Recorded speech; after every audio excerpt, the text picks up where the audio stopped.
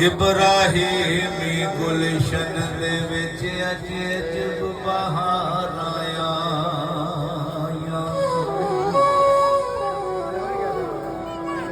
जिन्हों हासिल करन दी खातर पईयां मक्के विच दुहाइयां। आज़म लाल हलीमा लै गई हथ मल दियां रह गईयां।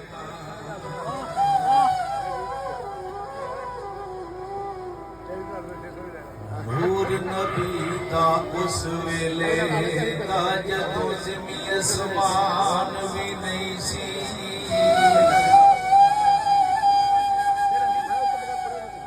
लौ महफूज ना अर्श ना कुर्सी अजे कौनो मकान भी नहीं सी।